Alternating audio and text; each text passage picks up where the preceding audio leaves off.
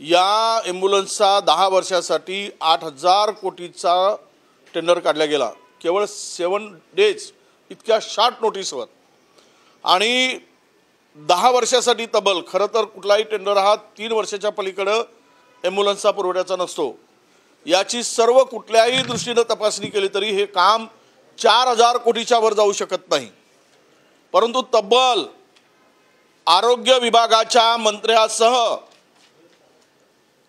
त्या IAS अधिकाऱ्याला बदलीचा धाक देऊन 7 दिवसाची केवळ 7 दिवसाची मुदत देऊन 8,000 कोटीचा टेंडर त्या एका मर्जीतल्या माणसाच्या घशात घालण्यासाठी आणि त्यातून 4,000 कोटी रुपये कमवण्यासाठी 8,000 कोटीचा टेंडर काढला गेला आहे। यातून जनतेच्या पैशाची लूट सुरू होणार। तिजोरीमध्ये कर्ज काढून हे राज्य पहिल्यांदाच बर्बाद झालेला आहे, उद्ध्वस्त झालेला आहे। आणि अशाही परिस्थितीमध्ये या ॲम्ब्युलन्सचा हा महाघोटाळा 8,000 कोटीचा घोटाळा हा सर्व विवादित जे मंत्री आहेत, वादाधीन मंत्री आहेत, ज्यांचा त्या आरोग्य खातंच हे अखंड भ्रष्टाचारामध्ये बुडालेलं आहे आणि त्याचा कळस म्हणून आज या 8,000 कोटीचा टेंडर 7 दिवसाच्या शॉर्ट नोटीसवर केवळ 7 दिवस आणि त्याची किंमत कुठल्याही पद्धतीने काढली तरी 4,000 कोटीच्या वर होऊ शकत नाही।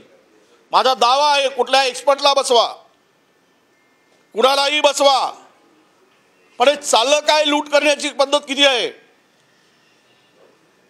4,000 कोटीच्या कामाला 8,000 कोटी मोजणं आणि स्वतःच्या मंत्र्यांच्या जवळच्या नातेवाईकांना हे काम मिळवून मंत्र्याची पार्टनरशिप यामध्ये असणं हे राज्य उद्ध्वस्त करण्याचं काम चाललं आहे। हे राज्य लुटून तिजोरी लुटून या सगळ्या घोटाळेबाज सरकारने राज्याला अधोगतीकडे नेण्याचं काम सुरू केलेलं आहे। सर हे काम कुणाला दिल्याने आपण म्हणतो? आरोग्य मंत्र्यांचे नात्यातले लोक किंवा काय नेमकं संबंध काय त्यांच्याशी? हे बघा, टेंडर प्रोसेस सुरू झाली, 7 दिवसाच्या शॉर्ट नोटीसचा टेंडर काढला गेला। 8,000 कोटीचा टेंडर 7 दिवसात कोणी काढतं काय? अरे थोडी लाज तरी असायला पाहिजे ना। आणि त्यामधले सगळे टर्म कंडिशन ज्या वेळेस टेंडर ओपन होईल त्या माणसाला दिसेल तो माणूस मंत्र्याचा नातेवाईक असेल, हे तुम्हाला मी सांगतोय।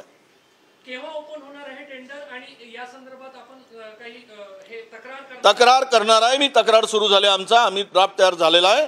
मी मुख्यमंत्र्यापासून हे टेंडर थांबवण्यासाठी विनंती करणार आहे आणि मुख्यमंत्र्याकडे करणार आहे, दोन्ही उपमुख्यमंत्र्यांच्याकडे करणार आहे। आता सगळेच सरकार मिळून असेल तर सगळेच मिळून असतील, चोर चोर मावस भाऊ सगळे मिळून खाऊ, तर रद्द करणार नाही, नाहीतर रद्द करतील। मी पत्र पाठवणार आहे। निविदेची एक प्रक्रिया असते, त्या प्रक्रियेचं पण उल्लंघन झालं का? 100% उल्लंघन झालेलं आहे। हे एका विशिष्ट कंपनीला देण्यासाठी टेंडर सगळी केलेली आहेत।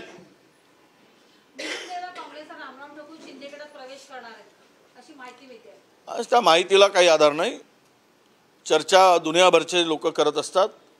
महाविकास आघाडी भक्कमपणे उभी असल्यामुळे अनेकांच्या पायाखालची वाळू घसरलेली आहे।